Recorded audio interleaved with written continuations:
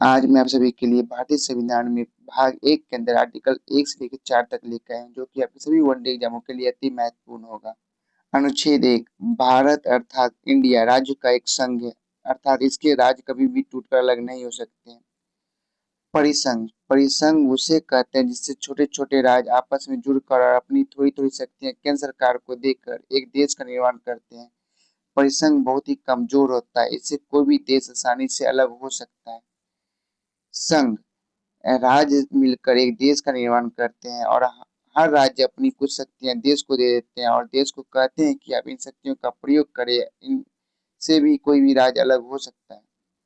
संघ इसके राज्य कभी अलग नहीं हो सकते हैं। अमेरिका एक फेडरेशन कंट्री है, वही भारत एक यूनियन है। मतलब अमेरिका का कोई भी राज्य अलग हो सकता है, लेकिन भारत का कोई भी राज्य अलग नहीं हो सकता है।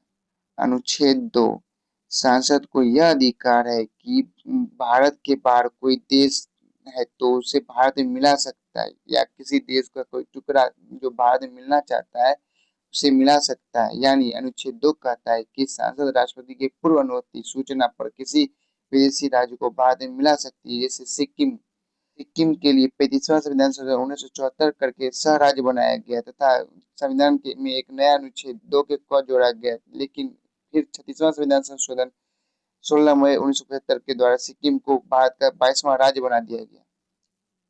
अनुच्छेद 3, सांसद राष्ट्रपति की पूर्व अनुमति से भारत के किसी भी राज्य के नाम, सीमा, क्षेत्र आदि में परिवर्तन कर सकता है। कुछ ऐसे राज्य जिनसे टूटकर कोई दूसरा राज्य बना। मध्य प्रदेश से छत्तीसगढ़ 1 नवंबर 2000 को, उत्तर प्रदेश से उत्तराखंड 9 नवंबर 2000 को, बिहार से झारखंड 15 नवंबर 2000 को, आंध्र प्रदेश से तेलंगाना 2 जून 2014 को।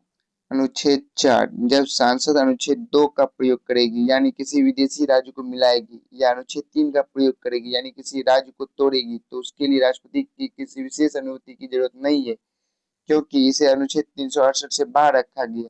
जिसको अनुच्छेद 368 में रखा जाता है उसे राष्ट्रपति के हस्ताक्षर की जरूरत होती है। ऐसे वीडियो के लिए हमारे चैनल को सब्सक्राइब और वीडियो को एक लाइक जरूर कीजिएगा।